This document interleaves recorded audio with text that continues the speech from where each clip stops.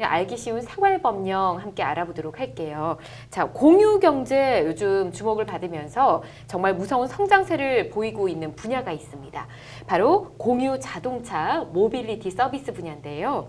최근 타다와 택시업계의 갈등이 심화가 되면서 공유 자동차에 대한 관심과 우려 또한 높아지고 있습니다. 그래서 오늘 여객자동차 운수사업법에 대해 알아보려고 하는데, 자, 최근 스마트 모빌리티 사업이 굉장히 크게 성장을 하고 있습니다. 이게 정확히 어떤 것이고 또 어떤 서비스를 받을 수 있는지 좀 알아보도록 할게요. 이 변호사님 좀 알려주시죠. 그 스마트 모빌리티 산업이라는 거는 굉장히 다양한 용어로 사용되고 있는데요. 네. 지금 여기서 오늘 우리가 다룰 주제는 네트워크, 무선 네트워크와 이제 이동 교통수단을 이제 하나로 묶어서 하는 서비스를 이제 일단 의미한다고 정의를 하겠습니다. 네.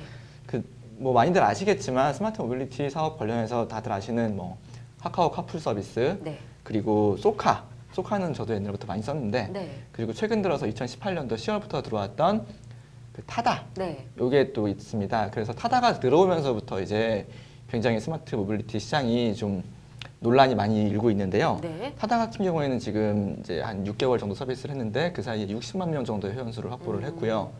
지금 운행되고 있는 차량 대수도 1,500대. 그리고 더 놀라운 거는 타다를 한번 탔던 사람들이 타다를 또 찾는 재방문율이 네. 90% 정도 육박한다고 합니다. 굉장히 높네요. 예, 그래서 이런저런 이유로 지금 택시 업계, 기존의 택시 업계와 여러 가지 마찰들이 지금 발생하고 있는 것이라고 합니다. 그렇군요. 자, 그 갈등의 중심에 이 여객자동차 운수사업법이 있다고 합니다. 여객자동차 운수사업법 어떤 내용 때문에 이렇게 갈등이 깊어지고 있는지 강 변호사님 좀 알려주시죠. 예, 여객자동차 운수사업법. 네. 이 법이 굉장히 민감한 내용을 담고 있습니다. 어떤 내용일까요? 예, 두 가지 조항이 특히 문제가 되고 있는데요. 여객자동차 운수사업법 34조는 네. 자동차 대여 사업자로부터 그 자동차를 임차한 사람이 예. 유상으로 그 자동차를 뭐 이용하거나 운전자를 알선하지 못하도록 네. 규정하고 있습니다. 또 이 법의 81조를 보면요. 예. 또 자가용 자동차를 유상으로 운송하는 것을 또 금지하고 있습니다. 네. 그러니까 이 조항의 의미는 뭐냐 하면, 즉 뭐 흔히 말해서 뭐 렌터카든 어떤 이제 자동차 대여 사업자로부터 차량을 이렇게 빌린 자가 네. 그 차를 가지고 뭐 영업에 이용한다거나 아니면 그 자동차 대여 사업자가 또 운전자를 알선해서 제공하는 이런 행위를 다 금지하고 있습니다. 예. 그리고 또 일반 개인들이 자가용을 또 유상으로 또 택시 운송이나 택시를 말하자면은 네. 대신해서 대신해서 돈을 받고 운송 이제 업을 하는 걸 또 금지하고 있습니다. 예. 여기서 이제 또 요즘에 나온 타다가 그럼 과연 이 법에 저촉되는 건 아닌지가 또 문제되고 있는데요. 그러게요. 근데 또 이 여객자동차 운수사업법 시행령에 보면요. 네. 또 이러한 규제에 예외의 규정이 또 있습니다.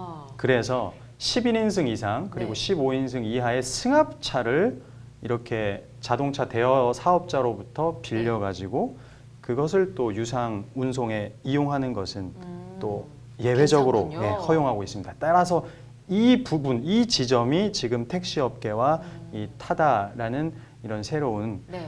기업 사이의 갈등이 야기되고 있다. 있는 것입니다. 그렇군요. 그래서 타다를 지나가면서 많이 봤는데 네네네. 항상 큰 차만 이렇게 타다가 적혀 맞습니다. 있었던 거군요. 승합차, 네. 큰 차가 바로 이 시행령의 예외 규정에 들어가 있거든요. 그렇군요. 예. 그렇다면 법적으로 좀 따져봤을 때 일단 타다는 문제는 없는 것 같거든요.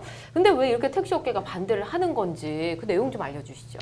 맞습니다. 택시업계도 타다가 불법이다 이런 주장은 이제 안 하고 있습니다. 예. 과거에 조금은 했지만. 그런데 지금 보시면 예외 규정을 교묘하게 잘 파고들어서 네. 지금 그 허점을 이용해서 사업을 하고 있는 거기 때문에 이거는 불법은 아니지만 법을 교묘하게 이용해서 일종의 탈법이라고도 볼 수 있다. 네. 이제 이런 식으로 주장을 하는 것도 나와 있고요.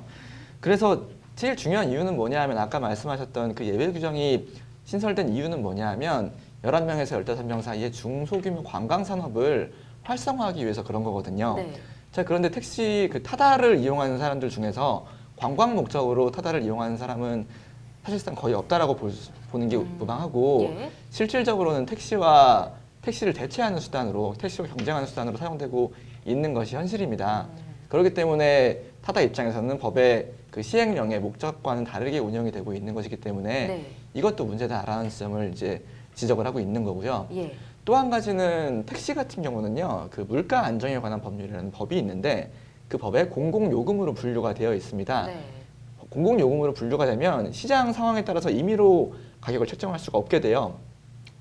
하지만 타다 같은 경우는 공공요금이 아니기 때문에 네. 가격도 굉장히 유연하게 책정할 수 있기 때문에 이런 부분에 있어서도 경쟁이 되지 않는다. 이제 이런 이제 불만을 토로하고 있는 것이죠. 그렇군요. 앞서서 뭐 제2용률이 90% 넘는다 이런 얘기를 해주셨는데 이런 말이 있다고 합니다. 한 번도 안 타본 사람은 있어도 한 번만 타본 사람은 없다라고 할 정도로 타다의 인기가 굉장히 높다고 하는데 타다 고객들은 또 그동안 쌓인 택시 서비스 불만에 타다를 지지하는 모습을 보이고 있다고 하거든요. 자, 이 서비스 내용 좀 알려주시죠. 네, 사실 이 문제는 그 기존에 오랜 기간 네. 그 쌓여왔던 어떤 택시 이용자들의 불만이 네. 투영된 것이기도 한데요. 예. 왜냐하면 모든 택시 기사분들이 다 그런 건 아니지만 네.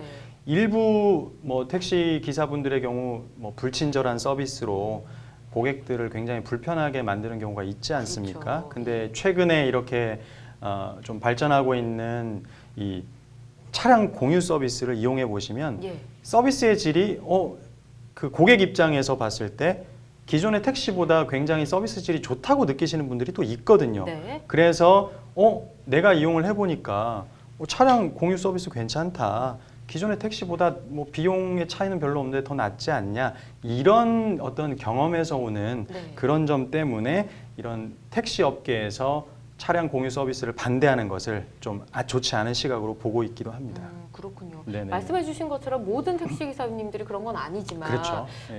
일부 좀 불편하게 만드시는 분들이 있긴 네네네. 합니다.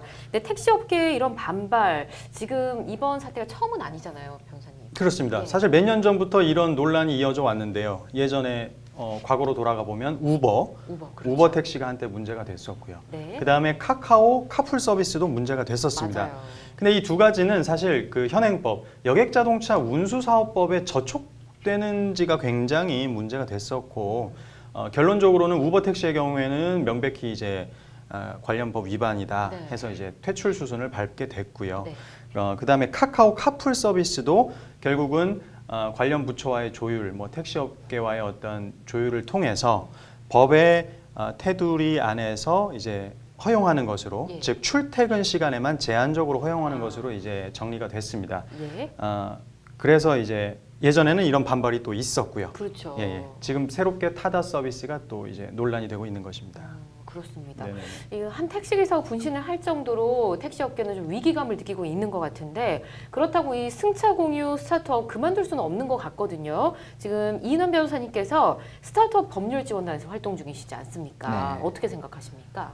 사실 이 타다에 관련된 건 어떤 한쪽 편을 들기가 되게 어려운 사안이에요. 예. 말씀하신 것처럼 택시 기사들도 그런 어려움을 겪고 계신 분들이 많이 있고 타다 입장도 이야기를 들어보면 지금 신산업으로 4차 산업혁명이라고 계속 밀어주고 있지만 네. 지금 법을 이렇게 계속 제한만 건다면 또 국가적인 발전이나 또 세계적인 흐름에도 뒤처질 수밖에 없잖아요. 그래서 이런 부분에서 양쪽 다 좀 이유는 있다 이렇게 말씀을 드리고 하지만 모든 택시가 결국 타다로 대체되지는 않을 거예요. 예. 지금 타다가 택시를 잠식하고 있는 부분이 1% 정도밖에 안 된다고 합니다. 네. 그렇기 때문에 전체 뭐 서울로만 한정하면 3% 정도 된다고 하는데 자, 이제 이런 점들을 볼 때는 결국에는 택시 기사들이 조금 더 서비스나 이런 부분들을 개선하는 것들이 일단 필요할 것 같고요. 예. 두 번째로는 뭐 상생을 위해서 서로가 조금씩 양보하는 면들이 계속해서 정책적으로도 뭐 연구가 필요할 것이라고 봅니다. 좀 어려운 이야기긴 하죠. 그렇군요. 또 관련 스타트업 법률 지원대 활동하시니까 또 이런 부분 고민을 많이 하셨을 것 같습니다. 자, 여객자동차 운수사업법 지금도 그 논란이 계속되고 있습니다. 앞으로 어떻게 해결이 될지 지켜봐야 할 텐데 아무쪼록 정부, 지자체, 승차 공유 업계, 택시 업계가 서로의 입장만을 내세울 게 아니라 머리를 맞대고 하나의 해법을 좀 찾아가야 되지 않을까라는 생각을 해봅니다. 여객자동차 운수사업법과 관련해서 더 궁금한 점 있으신 분들 법제처 홈페이지로 가시면 자세히 만나보실 수 있고요.